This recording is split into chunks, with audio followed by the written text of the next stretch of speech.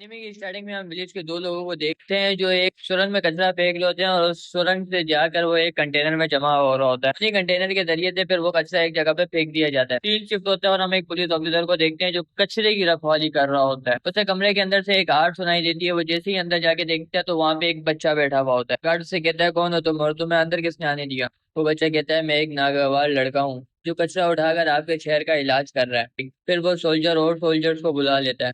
फिर वो सोल्जर कहता है अपने आप को हमारे हवाले कर दो और लड़का कचरा फेंक के भाग जाता है। ये पार्ट बहुत ही रियलिस्टिक था, इस वजह से मैंने पूरा अपलोड किया है।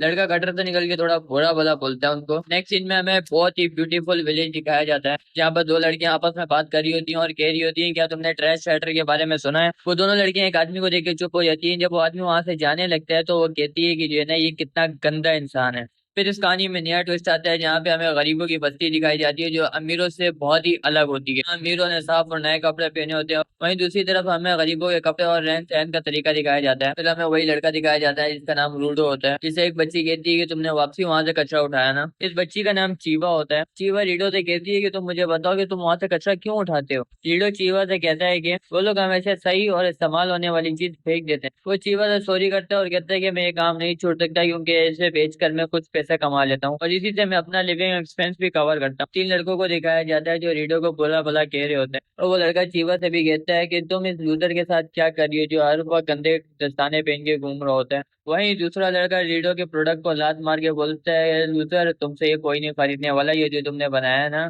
और फिर वो लड़का भी इस दस्तानों के बारे में बुरा भला बोलने लग जाता है। इतनी बेइज्जती से बात नहीं बनती है तो वो लड़का फिर रीडो के बाप के बारे में बोलने लग जाता है और हमें भी एक राज पता चलता है कि भाई साहब रीडो का बाप एक कातिल है लेकिन वो मर चुका है। और वो बच्चा कहता है कि रीडो भी एक कातिल ही बनेगा। रीडो जब गुस्से से उसकी तरफ देखता है तो वो लड़का कहता है देखा ये एक क्रिमिनल की आंखें ही हैं। और वो लड़का ये बोल के चला जाता है कि जैसा बाप वैसा बेटा। तो दूसरा लड़का कहता है कि देख लेना तुम भी एक ना एक दिन किसी का कत्ल करो। उनके जाने के बाद रीडो बहुत ही सैड होकर बोलता है मैं ही क्यों, लेकिन शिवा उसे कहती है कि मैं इस बात पर यकीन नहीं करती हूँ। तुम अपने बाप के जैसे तो नहीं हो, मुझे तुम पर यकीन है और मुझे पता है कि तुम किसी का कत्ल नहीं कर सकते।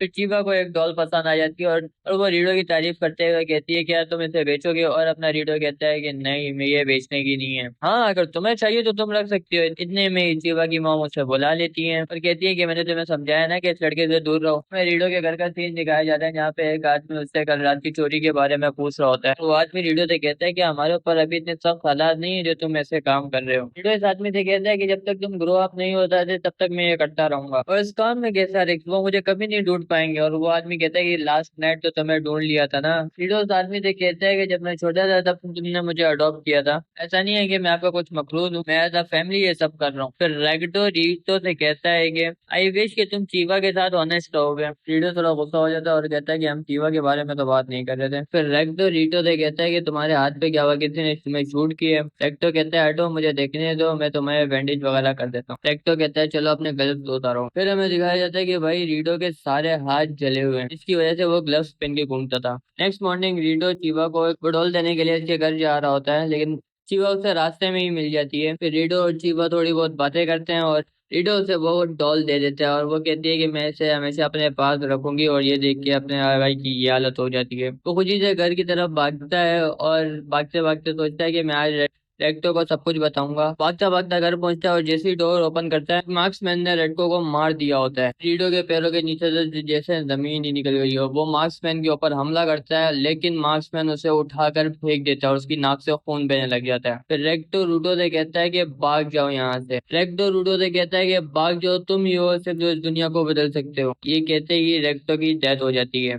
इतने में ही सोल्जर्स वहां पे आके रूडो को पकड़ लेते हैं। रूडो ने समझाता है कि मैंने इसका कत्ल नहीं किया है, ये एक मार्क्समैन ने कत्ल किया है इसका, लेकिन वो इसकी नहीं सुनते हैं। फिर हमें सीन दिखाया जाता है जहाँ पे रूडो को पूरे गांव के सामने बांध दिया जाता है जंजीरों से। वही पूरे गांव वाले कह रहे होते हैं कि ऐसे उस कचरे में फेंक दिया जाए, और वहीं रूडो चीख रहा होता है कि कोई तो मेरी बात सुनो प्लीज, कोई तो मेरी बात सुनो। वहीं उसे चीवा दिखती है और वो चीवा से आवाज लगा के बोलता है कि रेक्टो का किसी ने कत्ल किया है, मेरा यकीन करो। फिर चीवा उससे कहती है भरोसा और तुम्हारा करूं, तुम सच में एक मर्डरर के बेटे हो। चीवा उसकी वो डॉल फेंक के चली जाती है। इसके बाद रूडो को कचरे में फेंक दिया जाता है। रूडो ऊपर से गिरते गिरते कहता है कि मैं तुम सबको जहन्नम में भेज दूंगा, किसी को नहीं छोड़ूंगा, तुम सबको मार डालूंगा। एक सीन में हमें दिखाया जाता है कि रूडो एक कचरे के ढेर में पड़ा हुआ होता है और वहीं कचरे के ढेर से एक मॉन्स्टर निकल के आता है। यही एपिसोड का एंड हो जाता है। मिलते हैं नेक्स्ट एपिसोड में, तब तक के लिए बाय बाय।